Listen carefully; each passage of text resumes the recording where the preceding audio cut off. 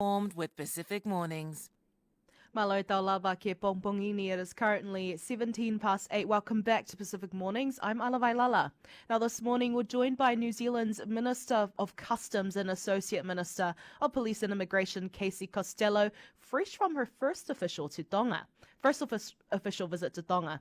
During her time in Nuku'alofa, Minister Costello met with key leaders in customs, police and immigration, discussing everything from transnational crime to regional border resilience. She visited frontline sites and connected with the Tonga New Zealand policing program. She joins us now to reflect on the visit, what she heard on the ground, and where the partnership between Aotearoa and Tonga is heading next. Malolele, Minister, welcome to the show. Thank you for joining us.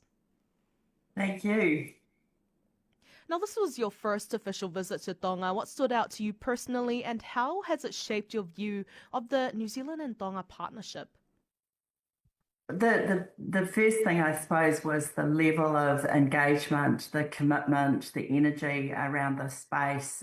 There is definitely not any kind of avoidance of the issues, which was really encouraging at a high level, both with the Minister of Customs and the Minister of Police, the Customs CEO and the Commissioner of Police, who's recently taken on the role.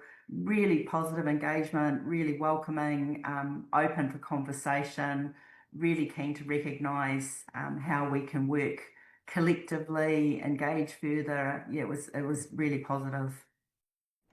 And just on your customs portfolio, what specific challenges did your Tongan counterpart, Mateni Tapueluelu, raise regarding Tonga's border security, and how is New Zealand planning to respond to them?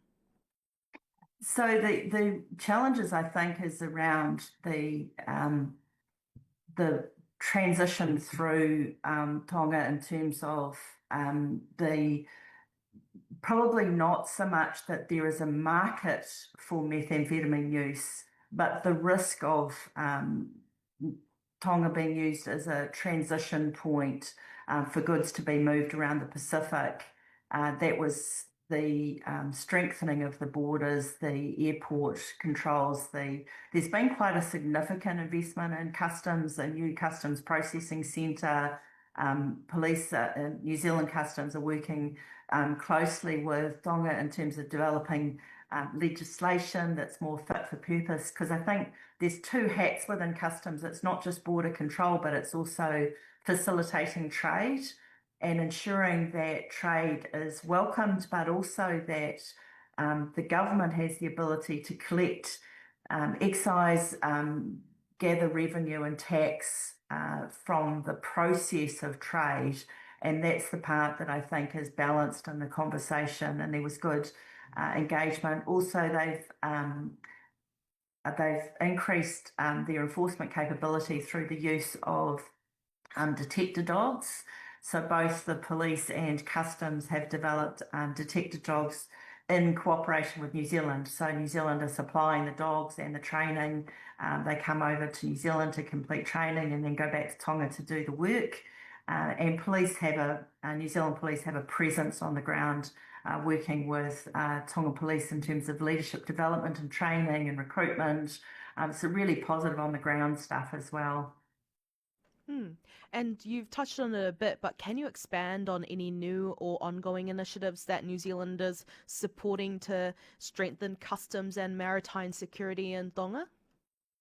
I think the best part is the training and development component is working very closely with both legislation development as well as training and on the ground development. I had the opportunity to meet at the naval base and visit the Maritime Control Centre, the Control and Coordination Centre at the Navy base. That was really good too in terms of the ability to look at other opportunities. I talked to them about some work that New Zealand had been doing, New Zealand Customs was doing with Defence in New Zealand around uncrewed surface vessels and using technology and how we can better support their development and technology investment.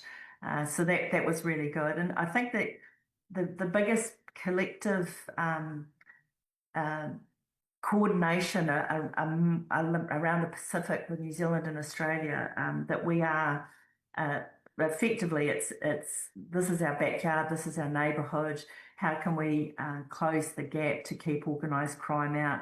And one of the things I really want to reiterate is that when we talk about organised crime, it's not just drugs. It's tax avoidance. It's money laundering. It's scamming. It's people trafficking. There's a whole range of activities that organised crime get involved in. And it's really anything under which you can make money.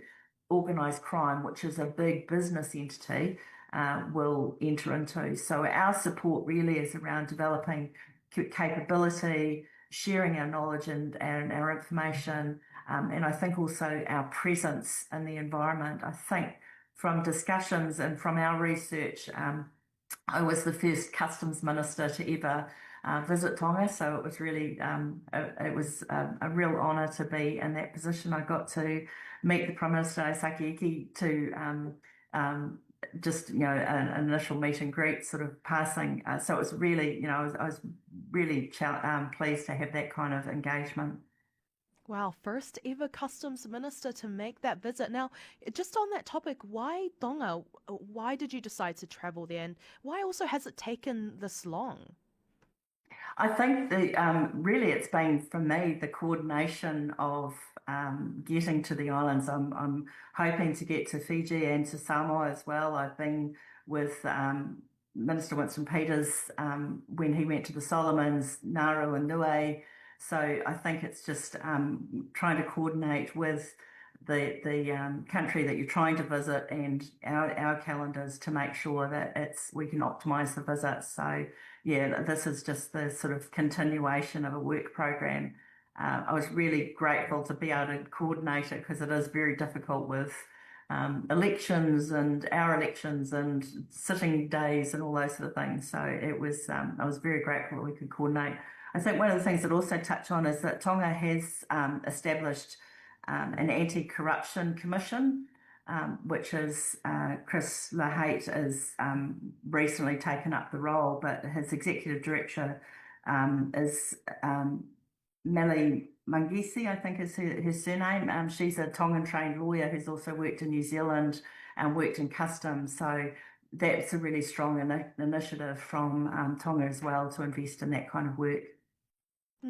And I must say, our Pacific region is always really grateful. It's different. It's just kanohi ki te kanohi, right? When it's person-in-person interaction. So no doubt that it was much appreciated by the kingdom. But just touching on you're also the Associate Minister for Migration. You also met with the New Zealand immigration team based in Tonga. What's their current focus and how do they support New Zealand's broader regional goals?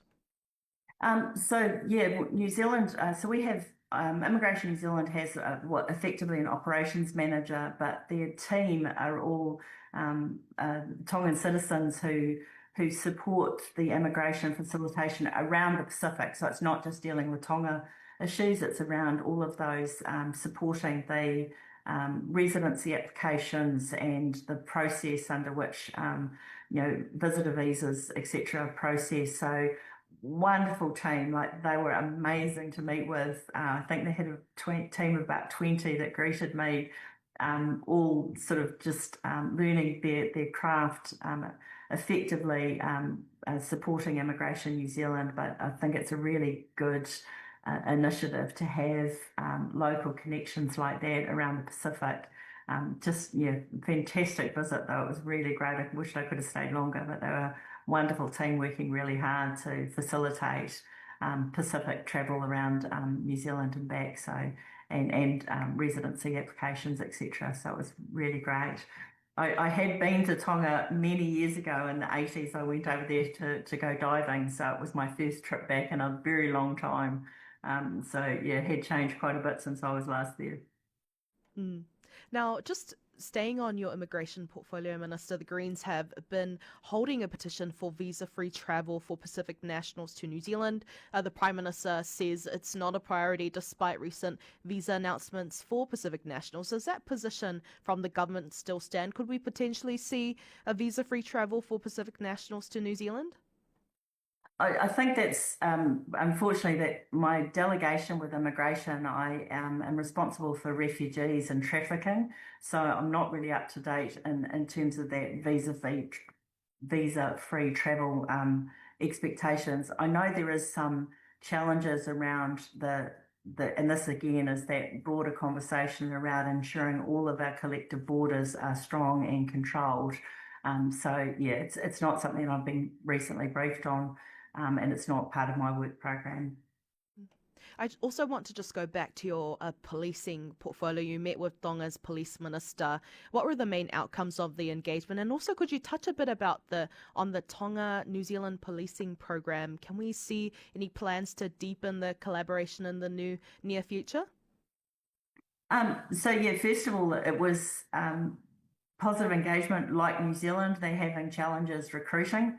They're getting a lot more women applying than men, which is a challenge for them in terms of meeting their recruitment criteria. We have a on the ground team that works in Tonga with the Tongan police, and a lot of our investment is around training and development. Building that leadership capability from the ground up rather than coming in and sort of training at a higher level. They're really starting with the constables who could be moving into senior roles, sergeants and senior sergeant positions, updating their recruitment training program in line with New Zealand's recruit training program. So dealing with a lot more, sort of tactical skill training, analysis of events, how to make just a good decision making, those sort of things. So that's part of that, as well as the police dog training program. Really positive relationship at an operational level. The minister was very much aware of the challenges facing their communities and the impact that organised crime can have on it. So also again very keen to ensure that both the relationship continues, but there is a lot more sharing of knowledge and a sort of a coming together around the Pacific to develop those strengthening our response to organised crime. And you did touch on a bit about you met with the anti-corruption commissioner, I believe. And what were the outcomes on those conversations and the progress on the work that they've been doing and the challenges that they face? I think, like every government agency, one of their challenges is funding. They've made good work though. For the it's only been 1 year that they've been in operation. I think Melly, who is the executive director I mentioned before, she brings a really a good grounding because she's worked in customs and revenue, so she's got a really good understanding of those risks in the corruption environment. Their big work program is really around developing that collective Pacific engagement. So working, and some of the Pacific Islands have already got counterparts. So we know Fiji, for example, they have a similar commission role. So they're trying to make that connection, looking at a sort of a forum in behind the next Pacific Leaders Forum to kind of get those discussions moving forward. I think it's really important too to kind of get that definition of what corruption is, because it can get blurred a wee bit to something where people aren't doing their job well to those that are intentionally for personal gain, corrupting a system, and that's that kind of real definition of the process. But I was really encouraged. They have a good work program. They're working through their overall strategy position, as we had for the Ministerial Advisory Group report, where we talked about corruption and around organised crime response. One of the things was to develop a Pacific-wide anti-corruption strategy position to ensure that engagement continues. But I was really encouraged that work is progressing in that space. And just before we wrap up the interview, Minister, what are the next steps following this visit? Are there any new programs? Or I know that Tonga is having their elections coming up in November, as well as Samoa. You've mentioned you're planning to visit Samoa and Fiji next. Can we expect further support from New Zealand during the elections? Absolutely. I mean, from a government level, we've really got to wait for the elections to play out and then the new government be appointed. But yeah, I think it's a really good door opening that we can continue. Really want to encourage the work that's underway, share our technology, share our legislative frameworks so that we can work together because we have a program in New Zealand around our response to organised crime, which is resilience in communities to organised crime, and that I think is the Pacific is our neighbourhood, and I think we need to make that same investment and build that resilience across our Pacific neighbours so that we are a harder border to infiltrate for organised crime, and that's the relationships is a key part of that program of work. Malapito, Minister, thank you very much for joining us this morning and having this important talanoa. Thank you. Malo. That